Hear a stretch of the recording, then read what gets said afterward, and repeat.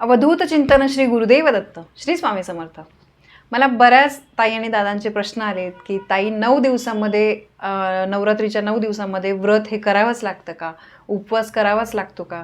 जर 9 दिवस व्रत करणं शक्य नाही आहे, कारण हे बघा कोणाला जॉब असतो, कोणाचा बिझनेस असतो, कोणाचे लहान मुलं असतात, कोणाला काही शारीरिक आजार असतात, पण सेवा करण्याची मनापासून इच्छा असते. काहींना उपवास झेपत नाही, कोणाला पित्ताचा त्रास असतो, कोणाचं वय झाल्यामुळे त्यांना सगळं देवी आईसाठी सगळं सेवा वगैरे करण्याची इच्छा असते, पण करता येत नाही, कारण आपलं शरीर जे आहे ते या गोष्टींसाठी पूर्ण साथ देत नाही.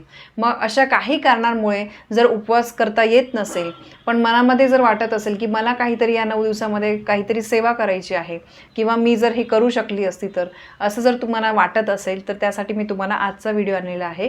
मी त्यासाठी अतिशय एक सोपा उपाय तुम्हाला सांगणार आहे की जर तुमची इच्छा आहे सेवा करण्याची, पण जर तुम्हाला वेळ नाही आहे, तर तुम्ही काय करू शकतात.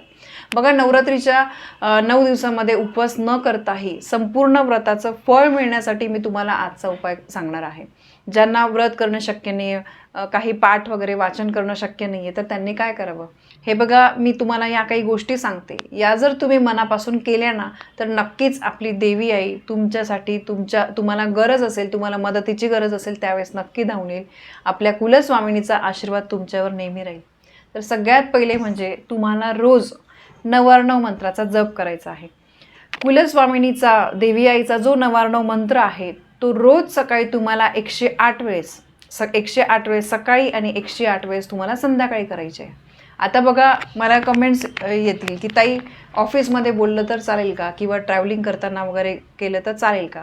तर बघा, फक्त तुम्हाला 108 वेळेस 999 मंत्र म्हणायचा आहे, आणि यासाठी तुम्हाला फक्त 5 ते 10 मिनिटं लागणार आहे. तर तुम्ही तुमच्या देवाराजवळ बसून ही सेवा करायची आहे.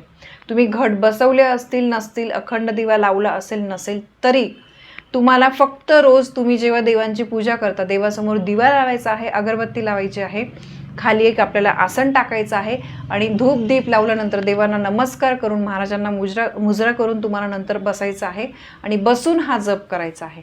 किंवा देवारासमोर बसणं शक्य नसेल तर तुम्ही दुसऱ्या कुठल्या रूममध्ये बसले, फक्त तुमचं तोंड जे आहे, तुमचं मुख पूर्वेला किंवा उत्तरेला तुमचं तोंड आलं पाहिजे, याची तुम्हाला काळजी घ्यायची आहे. आणि दुसरी गोष्ट म्हणजे जेव्हा तुम्ही जप वगैरे करणार आहे, तर त्यावेळेस तुम्हाला काळ्या रंगाचे कपडे जे आहे ते घालायचं नाही आहे. आपल्या देवीला बघा, लाल रंग, नारंगी रंग, पिवळा रंग, हे जे रंग आहे ते देवी आईला खूप प्रसन्न करतात. तर त्यामुळे अशा रंगाचे तुम्ही कपडे घाला, फक्त काळ्या रंगाचे घालू नका, एवढंच मी तुम्हाला सांगते. देवी आईला आपल्याला फूल व्हायचं आहे. नैवेद्य म्हणजे तुम्ही गोड साखरेचा, खडी साखरेचा किंवा दूध साखरेचा नैवेद्यसुद्धा दाखवू शकतात. आणि 999 मंत्र बघा, मी तुम्हाला स्क्रीनवर देते. ओम ऐं ह्रीं क्लीं चामुंडाय विचे. ठीक आहे, हा मंत्र तुम्हाला 108 वेळेस सकाळ संध्याकाळ दोघं वेळेस तुम्हाला जप करायचा आहे. 108 वेळेस करण्यासाठी, 108 वेळेस म्हणजे एक माळ, 108 वेळेस तुम्हाला हा मंत्र जप करण्यासाठी फक्त 5 ते 7 मिनटं लागतात. मनापासून करा. हा जप जो आहे ना, याच्यामध्ये खूप ताकद आहे. त्याचा एक एक शब्दाचा मी अर्थ तुम्हाला सांगते, त्यामध्ये जो एक एक शब्द आहे त्याचा अर्थसुद्धा सांगते. या मंत्राचा जप केल्यामुळे आपल्याला देवी आईचा भरभरून आशीर्वाद मिळतो. बऱ्याच लोकांना हा मंत्र जो आहे तो त्याचा जप केल्यामुळे 9 दिवसांमध्ये स्वप्नामध्ये सुद्धा देवी आई आपल्याला दर्शन देते, असे सुद्धा काहींचे अनुभव आहे. देवी आई या मंत्रामुळे खूप प्रसन्न होते. या मंत्रामध्ये खूप ताकद आहे.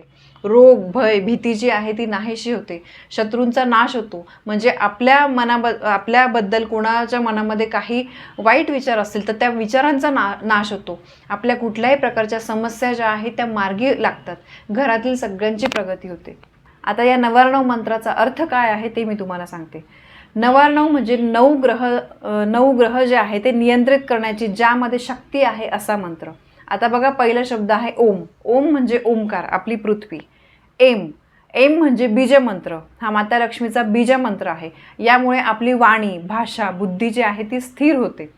सूर्यग्रह नियंत्रित करण्यासाठी या बीजमंत्राचा उपयोग होतो, मदत होते.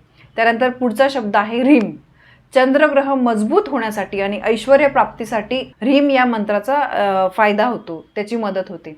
क्लीं म्हणजे महाकाली, महादेवीची शक्ती तुमच्यामध्ये येते आणि तुमच्या कुंडलीमधला मंगळ ग्रह जो आहे तो मजबूत होतो.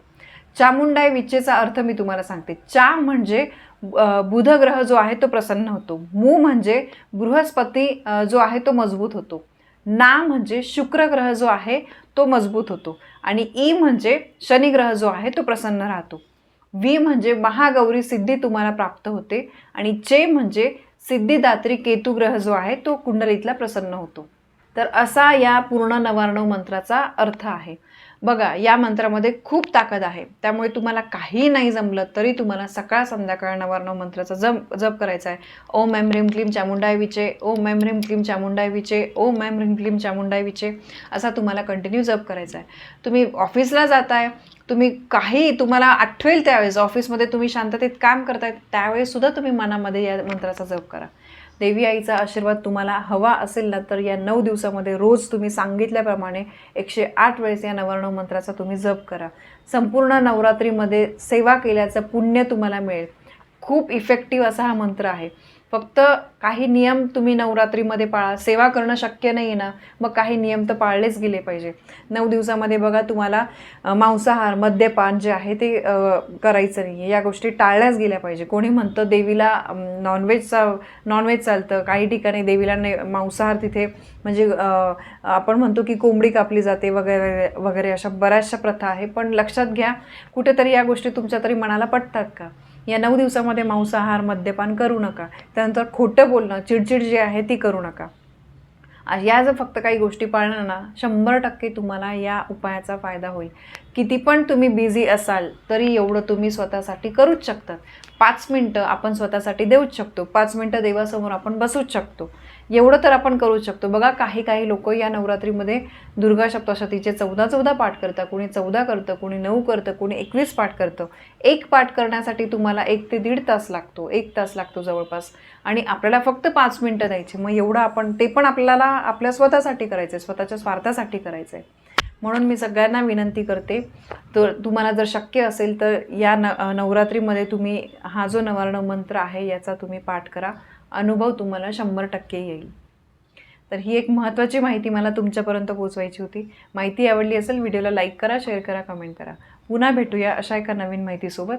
तोपर्यंत श्री स्वामी समर्थ.